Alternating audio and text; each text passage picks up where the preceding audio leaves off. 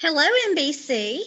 I know that on our previous lecture, I kind of talked to you specifically about a couple of things.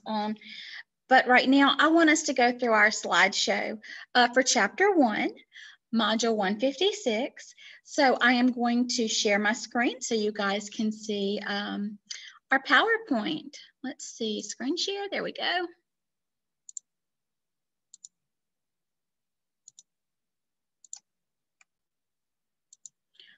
All right, so we're doing Introduction to the Electronic Health Record.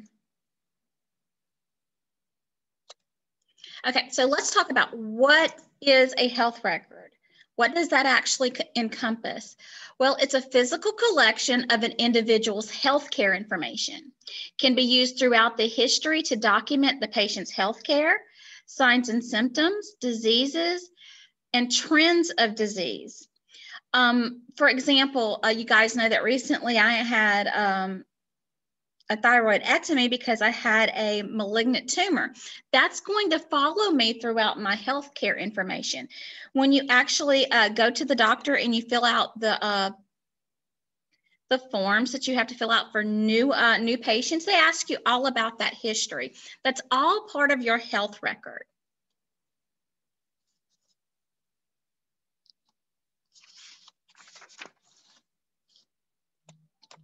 So what do we actually find in the health record? Each patient has his or her own record. So I'm not going to share a record with my husband or my children. The documentation is a vital component of the electronic health record. It contains health information, administrative information, and legal documents. And we're going to talk a little bit more about each of those. So we're going to have some clinical information. So what does that mean? Medication lists, allergy lists, immunization records, laboratory reports, pathology reports, vital signs, growth charts, surgical reports, hospital records, history and physical assessment findings, progress notes, radiology reports, and imaging results. So what's some administrative information? This information will be things that you guys deal with specifically. Patient demographics, name of emergency contact person, patient correspondence, referral and consultation letters, insurance information, HIPAA, claim status, billing account ledgers, super bills, encounter forms, day sheets, appointment history, diagnostic and procedure codes. So I just want to make a little point. Well, no, we're going to move to legal documents, and this is where I'm going to make a point. So on occasion, a patient medical record may be used during court proceedings for malpractice suits. Through accurate documentation helps prove what, when, and why something happened. So medical reports or EHR that you get from your EHR, the documentation can be used as a legal document. So in these legal documents, you're going to find records release, informed consent documents, HIPAA forms, advance directives, living wills, insurance authorization forms, and healthcare power of attorney forms. Let's talk about who can document in the health record. So some of the individuals who are responsible for inputting information into the medical record would be the documenter, the receptionist, the medical assistant, the physician or other treating professional, the medical biller, and the nurse practitioners. Structured data entry and free text documentation. So everything's going to be structured, and there should be a free text box where you're going to be able to add in whatever you need to add in on a health record.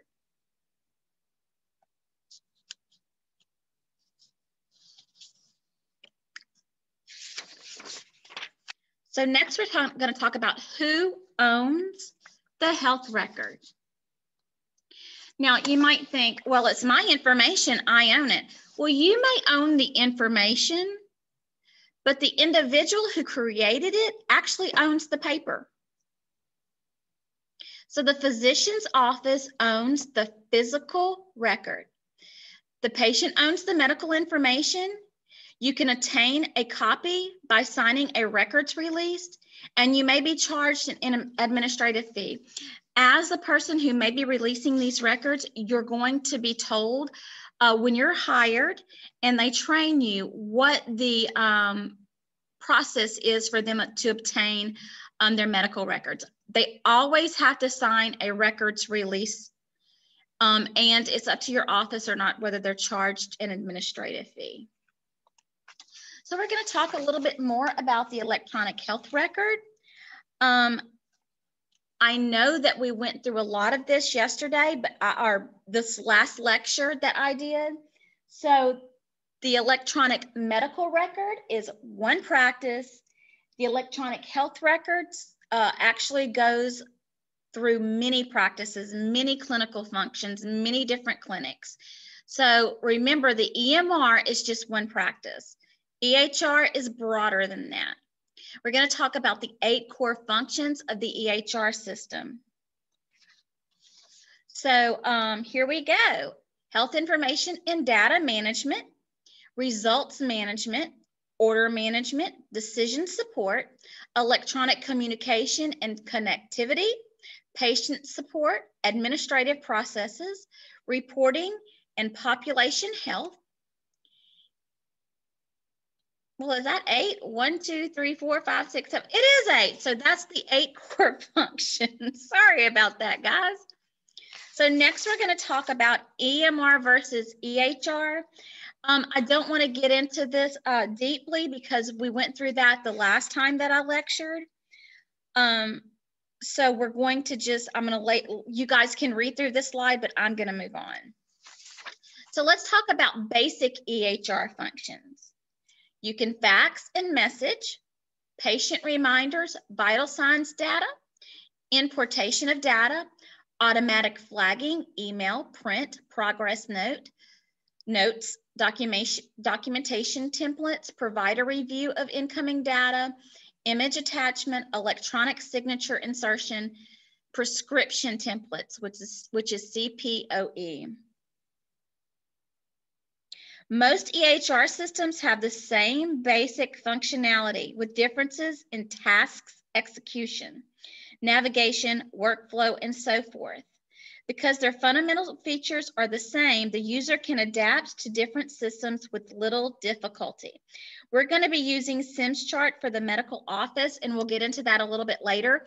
But that's how you are going to be learning how to do all these different things on an EHR system. And when you transfer that knowledge into your job, their EHR may look a little different, but the functions are going to be the same. So we talked about in your last lecture, you had to give me advantages and disadvantages of an EHR. So today we're going to talk about exactly what the book says. So some advantages are improved quality and continuity of care, managing patients with chronic conditions, disaster preparedness and response, increased efficiency, improved documentation, easier accessibility at the point of care, better security, reduced expenses, improved job satisfaction, providers and staff, and improved patient satisfaction. Let's talk about some disadvantages. It looks as though there's a lot more advantages versus disadvantages. Lack of interoperability among some products, the initial cost to the facility. It is a financial investment, and there's time to implement the EHR in those practices. Employee resistance, which means that if you've been there for a long time and you don't want to not learn something new, it's difficult. Regimentation and security gaps. I want to say that very few practices or facilities are strictly paper anymore. They run on an EHR system. It may be a hybrid system where they do electronic health records as well as paper, but I'm almost sure that almost everyone nowadays has an EHR system. So let's talk about practice management software. This is administrative software used for patient demographics, billing and insurance information, appointment scheduling, and advanced accounting procedures. These tasks are now incorporated as part of the EHR. And they call this PMS, Practice Management Software. So let's talk about the role of the healthcare professional. Basic skills that you're going to need: knowledge of medical terminology, anatomy and physiology. Every part of healthcare is important. There is no exception. Basic typing and computer skills. Yes, you have to get comfortable. It takes time, but you can get it.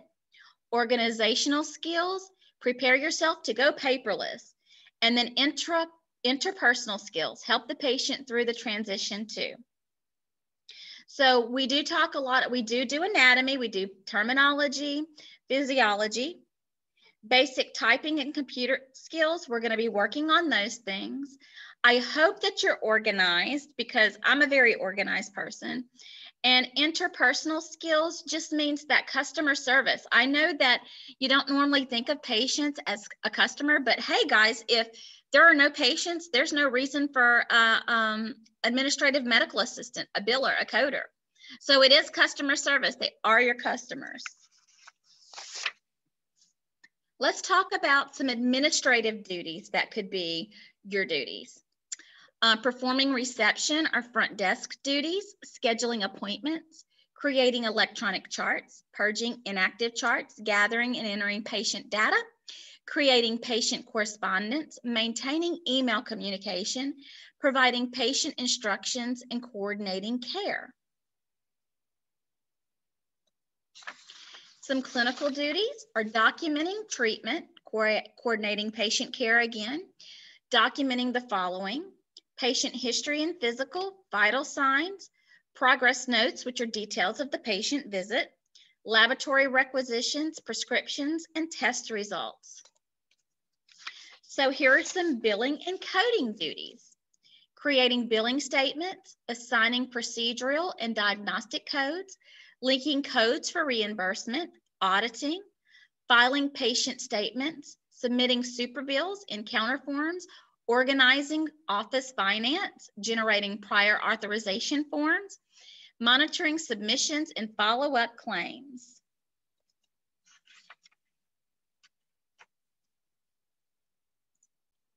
Okay, so that's our little slideshow to conclude Chapter 1.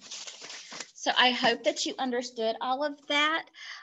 So many things are going to become much clearer when we move into Chapter 2. There's going to be some bigger things to do in Chapter 2 to get you in what's called your SIMS charting simulation playground, and that's going to take some time, and I'm going to have to be able to talk to you guys through that process. So I'm going to need to be able to verbally speak to you. I hope that you enjoyed this little lecture. I hope that so far you're enjoying Chapter 1. If you have any questions or you need anything, please give me a call. Have a great day.